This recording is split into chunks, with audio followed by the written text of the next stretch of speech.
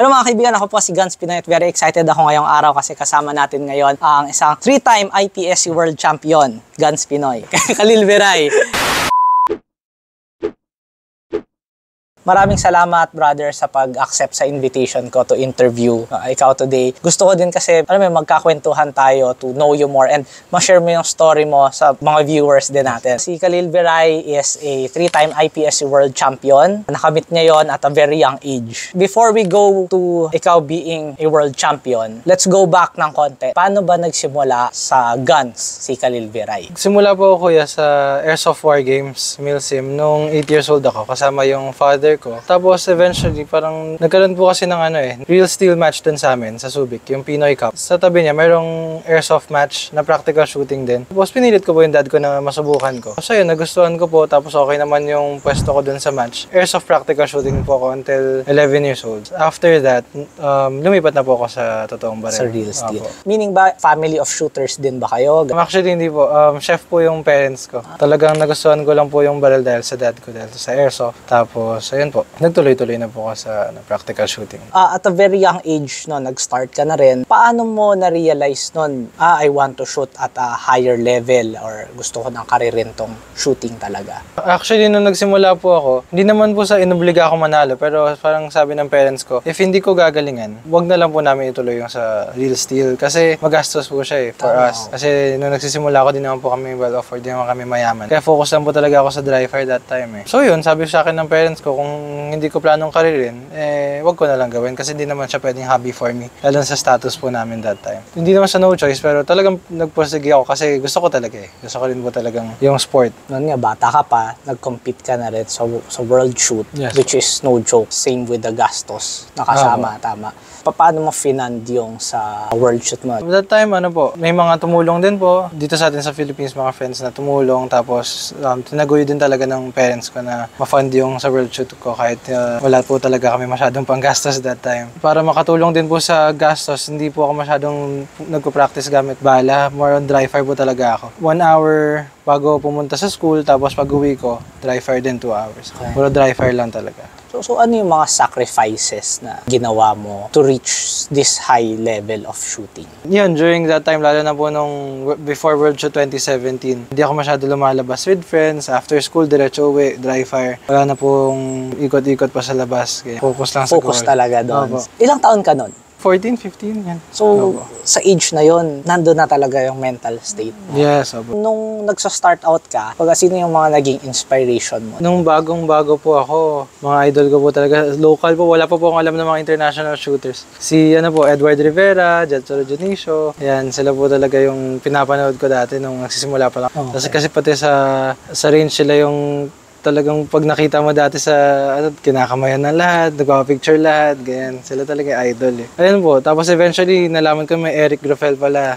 French na multi-world champion. Madalas mo nakaka-train si Eric. Yes. Tama. Paano siya mag-train? Paano kayo nagte-train together? Stricto po More na po kasi yung ginagawa niya sa akin yung mental.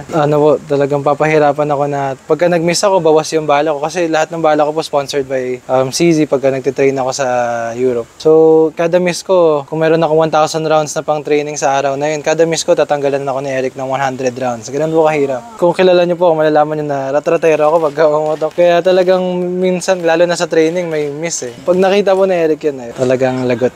Okay. Nakasama mo si Eric sa CZ Shooting Team. 2020, naging part ka ng CZ Shooting Team. Tama ba? CZ Shooting Team 2022 po. Pero nag-start ako gumamit ng CZ 2020 or 2021. 2021. Okay. Pero before that, naka-2011 ka. Naka-2011 po. Then, nag-CZ TS2.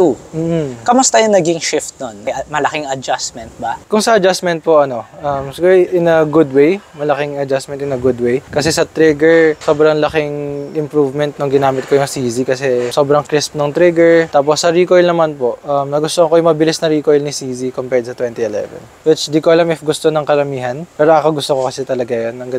Nakikita ko agad yung balik ng sight dun sa target. Tapos sa trigger naman, yun, yung crisp yung trigger, pwede mong litan yung travel, pwede mong lakihan. May 2 adjustment screws lang sa trigger. Tapos ikaw na bahala mag-shoot. Ngayon, pinag-usapan na natin yung gear. Balikan natin yan. Let's go back muna ng konti. So, first world shoot mo, ilang taon ka? First world shoot ko po, 15. 15. And you won junior. Yes, junior Champion. po. Junior champion in standard division. Tapos, overall po sa standard, pang 6 po ako or 7. Oh, during that time, paano preparation mo? Dry fire pa rin? Dry fire pa rin po. Dry Ganon. fire. Opo. Tapos, umanat lang ng live fire nung bago na umalis papunta sa match. Masasabi mo, at least based sa experience mo, is dry fireworks. Yes, opo. 15 ka when you had your first world shoot na championship Yes, sa opo. junior. Every ilang years ba ang world shoot? Every 3 years po. So after that, nag-compete ka ulit. Yes, pero nag-pandemic po eh. So, na-delay pa po ng 2 years. Naging 5 years yung gap from 2017. Yung naging next na world shoot po is 2022. Okay. Yes, opo. And then, yung second world shoot mo, you won junior. Junior and overall standard division po. Wow. Anong naging feeling mo nun? Naiyak po right after kong iputok yung last shot ko tapos na-holster ko yung baril ko, iyak ako agad. Yakap ako sa mama ko. Wow. Opo, kasi sobrang challenging ko eh. Lalo na po yung journey papunta doon. Can you tell us a story? Paano ba yung naging journey mo doon? Sa World Shoot 2022 po, bago yon, syempre, pandemic, struggling yung business. So, kasi ano na rin po eh, maaga po ako nag-start sa business namin. So, pinagsabay po namin yung business, training, para, kasi kung hindi kami nagbe-business, wala kaming pampondo ng World Shoot. Yun, isa po yun sa mga challenges. Tapos, mental health, syempre, yung mental game for the match, yung confidence build-up, yan isa sa pinakamalaking challenge yan. May mga iba pa pong aspect na hindi ko rin. So that one is an international match. Gaano ba kaiba ang local match dito sa Pilipinas versus kapag world shoot? Gaano siya kaiba? Ibang-iba po eh.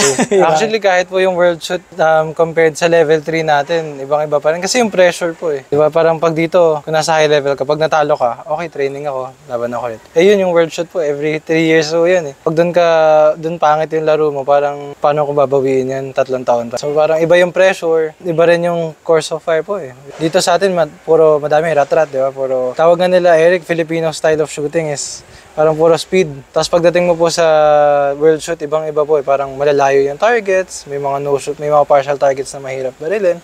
Prepared ka ba during that time sa ganong type given na dito ka nagte-train? Yes, opo. Nung World Shoot 2022, prepared po ako kasi before the World Shoot, lumaban ako sa mga international matches para makuha ko yung exposure na kailangan ko, yung pressure na gusto ko maramdaman bago yung World Shoot. So, lumaban ako sa French Nationals.